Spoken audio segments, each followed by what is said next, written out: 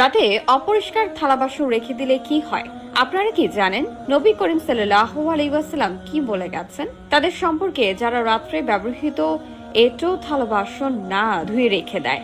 এতে করে কি এমন ঘটে তাদের জীবনে, যার জন্য নবী করিম সাল্লাল্লাহু আলাইহি ওয়াসাল্লাম নিজের হাতে থালা বাসন ধুয়ে রাখতে বলেছেন? আর কেনই বা আল্লাহ তাআলার রহমত ধীরে ধীরে আমাদের পারিবারিক জীবন থেকে উঠে যায়?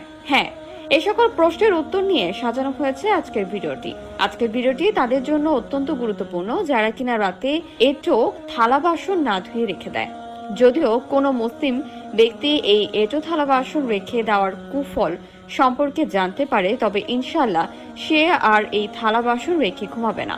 ভিডিওটি শুরু করার আগে আপনাদের কাছে ছোট্ট একটি প্রশ্ন করতে চাই যে আপনি বা আপনারা সহধর্মিনী কি রাত্রে খাওয়া দাওয়া শেষ করে নিজেদের এঁটো থালা বাসন ধুয়ে তারপর বিশ্রামে যান? যদি এমনটা হয়ে থাকে তাহলে অবশ্যই কমেন্টে আলহামদুলিল্লাহ বলে যাবেন এবং এই ভিডিওটি সকল দিনই মুসলিম ভাই বোনদের মধ্যে ছড়িয়ে দিন, যারা মূলত রাসূল সাল্লাল্লাহু আলাইহি ওয়াসাল্লামের এই হাদিসের সম্পর্কে না জেনে রাতে থালা বাসন না ধুয়ে রেখে দেয়। তো চলুন ভিডিওটি শুরু করা যাক।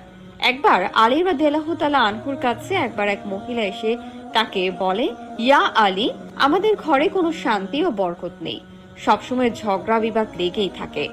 আমাদের ঘর থেকে বরকত উঠে গেছে আর চারদিকে শুধু পেরেশানি আর পেরেশানি। আমার মনে হয় আল্লাহ তাআলা আমাদের ওপর অসন্তুষ্ট হয়ে আছেন এবং আমাদের কোনো পাপের কারণে আমাদের সাথে এমনটি ঘটছে।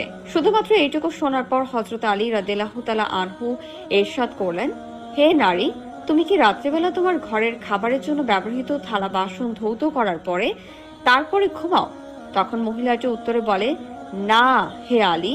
তখন আলী রাদিয়াল্লাহু তাআলা আনহু বলেন, আমি নবী করিম সাল্লাল্লাহু আলাইহি ওয়াসাল্লামের কাছ থেকে শুনেছি, যখন রাত্রিবেলা সমস্ত মানুষ ঘুমিয়ে পড়ে তখন আল্লাহর কাছে রহমতের ফেরেশতা দুনিয়াতে নেমে আসেন এবং সে এসে সকল মানুষের ঘর পর্যবেক্ষণ করতে শুরু করে এবং রহমত দান করে। কিন্তু সে ওই সকল ঘরে প্রবেশ করে না যে সকল ঘরে রাত্রিকালীন খাবার গ্রহণের পর থালা বাসন এঁটো রেখে দেওয়া হয়।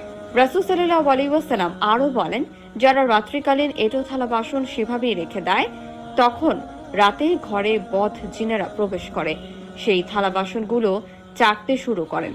এছাড়াও সেই থালা বাসনের ওপর শয়তানেরা থুতু ফেলে। তাই প্রিয় বোনেরা, নিজের ঘর সংসারের উপরে রহমত আনতে চাইলে এবং আল্লাহ প্রিয় নবীকে সন্তুষ্ট করতে চাইলে অবশ্যই রাত্রিকালীন ব্যবহৃত থালা বাসনগুলো অবশ্যই পরিষ্কার করে ঢেকে রাখবেন। হে আল্লাহ, আমাদের রাসূল সাল্লাল্লাহু আলাইহি ওয়াসাল্লামের বলে যাওয়া সকল কথা বোঝার তৌফিক দান করুন, আমিন। তা দর্শক, আজ এই পর্যন্ত, আবার আসবো নতুন সব তথ্য নিয়ে। সে পর্যন্ত সবাই ভালো থাকুন, সুস্থ থাকুন। এতক্ষণ জনতার সাথে থাকার